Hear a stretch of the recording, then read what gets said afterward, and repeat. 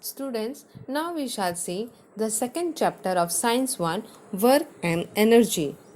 Now, in this slide you can see few pictures. Now you can see in the picture a girl studying, a boy playing with ball, girl watching TV, person lifting sack of grain. Now the question arises, in which of the pictures above has work been done? Now you can say that girl studying, no work is done because she is not moving. There is no displacement. Similarly, if you see a girl watching TV, there here also no work is done. Boy playing with ball, here the work is done. Person lifting sack of grain, work is done. From scientific point of view then, when do we say that no work was done? No work is said to be done when force is applied, but there is no displacement. Generally, any mental or physical activity is referred to as work. When we walk or run, the energy in our body is used to do the necessary work. We say that a girl who is studying is working or performing work, but that is mentally work. In physics, we deal with physical work. Work has a special meaning in physics. So, work can be defined as work is said to be done when a force applied on an object causes displacement of the object. That means if there is a displacement of the object, then only we say that work is done. You have learned that the work done by a force acting on an object is the product of magnitude of the force and the displacement of the object in the direction of the force.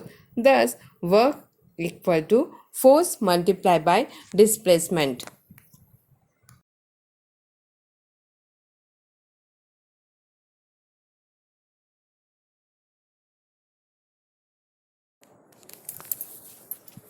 Now you can see a girl named Minakshi. She wants to displace a wooden block from point A to point B along the surface of a table, as you can see in the picture. She has used force F for the purpose. Now question arises, has all the energy she spent been used to produce acceleration in the block?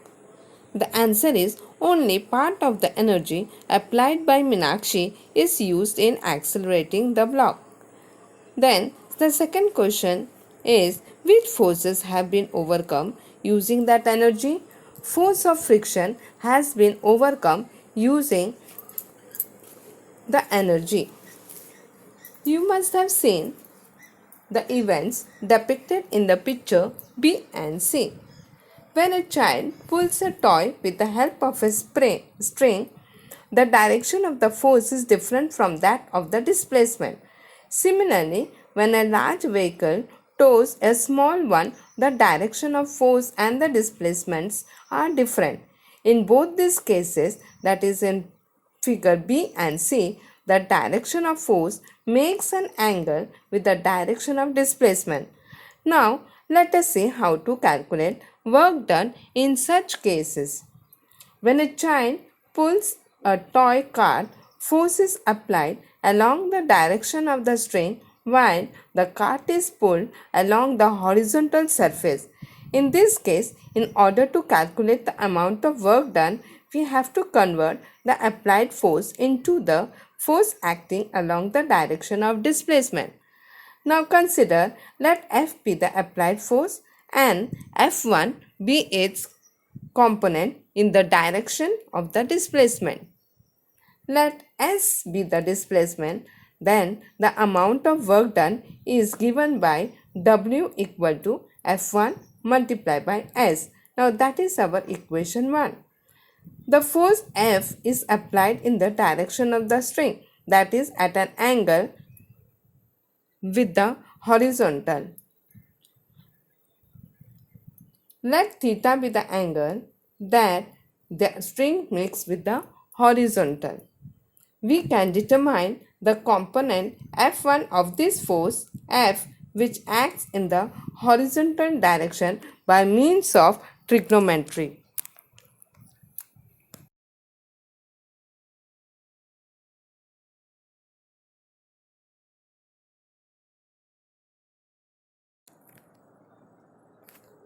Now, we know that the force F is applied in the direction of the string, that is at an angle with the horizontal.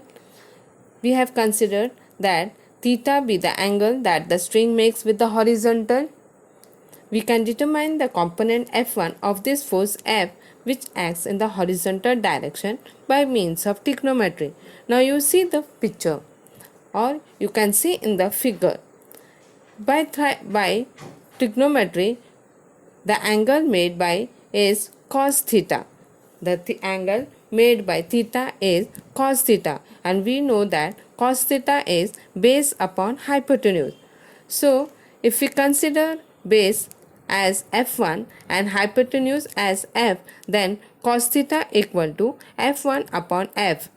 Now, when we cross multiply, we get f1 equal to f cos theta. Thus, the work done by f1 is w equal to f cos theta multiplied by s. So, the work done is fw equal to f multiplied by s multiplied by cos theta. Now, that means in SI system, the unit of work is in SI system, the unit of force is Newton and the unit of displacement is meter. Thus, the unit of force is Newton meter. This is called joule. So, what is 1 joule? 1 joule, if a force of 1 Newton displaces an object through 1 meter in the direction of the force, the amount of work done on the object is 1 joule. So, 1 joule equal to 1 Newton multiplied by 1 meter. So, 1 joule equal to 1 N multiplied by 1 M. In CGS system, the unit of force is dyne and that of the displacement is centimeter. Thus, the unit of work done is dyne centimeter. This is called an earth. What is 1 earth? If a force of 1 dyne displaces an object through 1 centimeter in the direction of the force, the amount of work done is 1 earth. So, 1 earth equal to 1 dyne multiplied by 1 centimeter. Now, what is the relation between joule and erg? Now, as we know that 1 Newton equal to 10 raised to 5 dyne and 1 meter equal to 10 raised to 2 centimeter. So, work is, we know that product of force and displacement. So, 1 joule will be equal to 1 Newton multiplied by 1 meter. So, 1 joule will be, now as we know 1 Newton means 10 raised to 5 dyne multiplied by 10 raised to 2 centimeter. So, you get 1 joule equal to 10 raised to 7 dyne centimeter, or it is 1 joule is equal to 10 raised to 7 erg.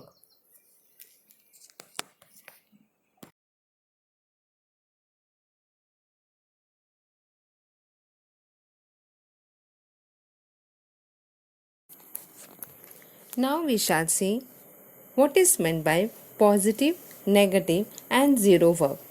Before that, we shall discuss the directions of force and of displacement in few of the cases. Consider the first case, pushing a stalled vehicle. Second case, catching the ball which your friend has thrown towards you. Third case, tying a stone to one end of a string and swinging it round and round by the other end of the string. Fourth case, walking up and down a staircase, climbing a tree. Fifth case, stopping a moving car by applying brakes. Now, if we consider the first case, then pushing a stalled vehicle, here force and displacement are in the same direction. Second case, catching the ball which your friend has thrown towards you, here the force and displacement are in the opposite direction. Third case, tying a stone to one end of a string and swinging it round and round by the other end of the string. Here the force and displacement are perpendicular to each other. In the fourth case, walking up and down a staircase or climbing a tree. Here force and displacement are in the same direction. Fifth case, stopping a moving car by applying brakes. Here, force and displacement are in the opposite direction. Now, you will notice that, or you must have noticed that in some of the examples the direction of the force and displacement are same. In some cases these directions are opposite to each other, while in some cases they are perpendicular to each other. In these cases the work done by the force can be stated as, when the force and the displacement are in the same direction, that is, the value of theta is 0 degree, then the work done by the force is positive. When the force and the displacement are in the opposite direction, that is, value of theta is 180 degree, the work done by the force is negative. When the applied force does not cause any displacement, or when the force and the displacement are perpendicular to each other, that is, the value of theta is 90 degree, the work done by the force is 0.